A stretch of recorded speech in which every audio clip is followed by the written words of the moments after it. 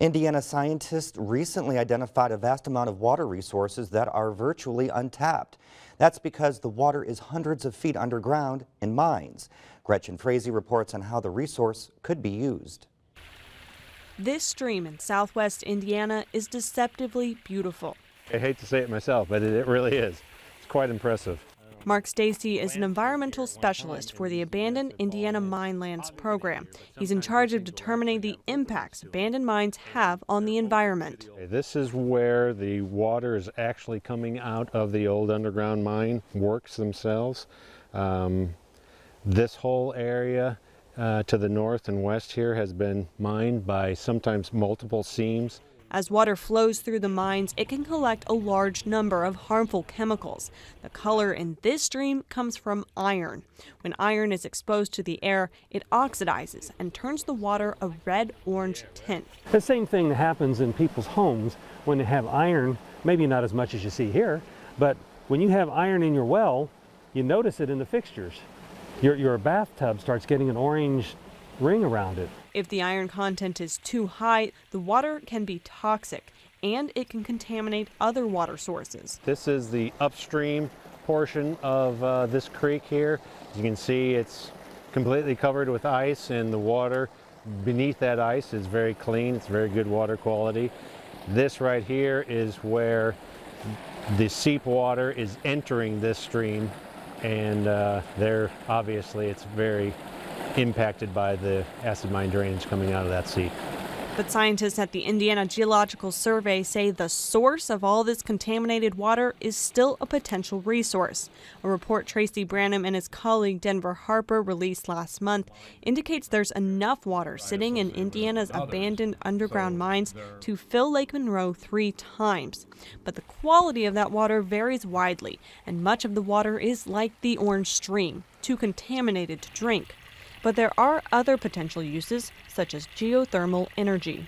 You drill wells into these void spaces that fill with water, and you circulate the water through, and you have heat exchangers on the surface, and you're able to use it to some extent for heating buildings or cooling them in the summer. And some of the water in the mines is clean enough to drink.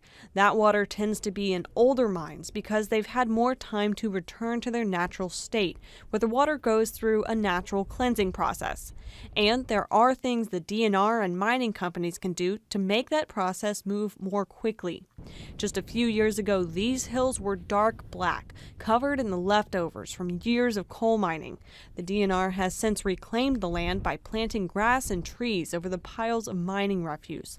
It's also created an elaborate water system that allows the water to be naturally cleaned before flowing into other streams and water sources. Before the state grants any company a mining permit today, the business must first set aside money that will later be used to return the mining areas to their natural state once the mining work is complete.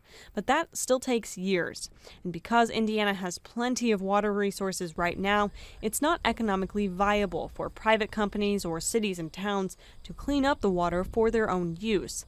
Decades down the road, though, that could change. As we all know, on a global scale, water is becoming increasingly a problem. So, those areas with adequate water resources are going to be at an economic advantage to places that are lacking water.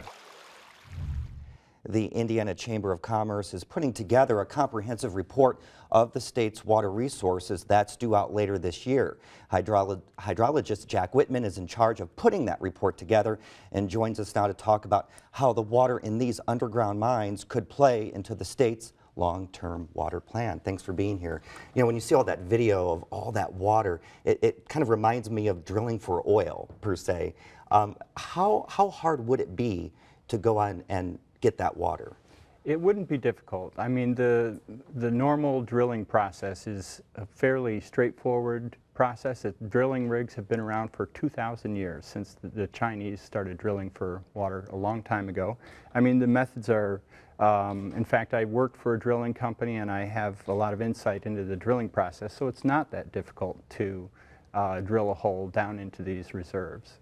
Do you see that water being used as a supply for state use? I think long term that water in this state is always going to become more important. The future of our society really depends on the availability of water, both for food and for energy and for people. So it's critical to agriculture and to all of the economy. Indianapolis is one of the largest landlocked cities in the country. Is there a plan to deal with water for that large urban area as the population grows and, of course, due to drought?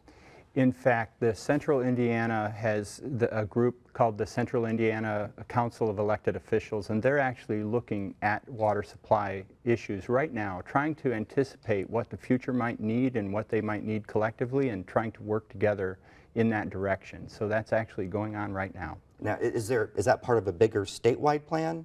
No, this is something that the metro area has done kind of independently, and the statewide look is really what I've been commissioned to do as a part of my company Interra, which does water supply planning all over the country.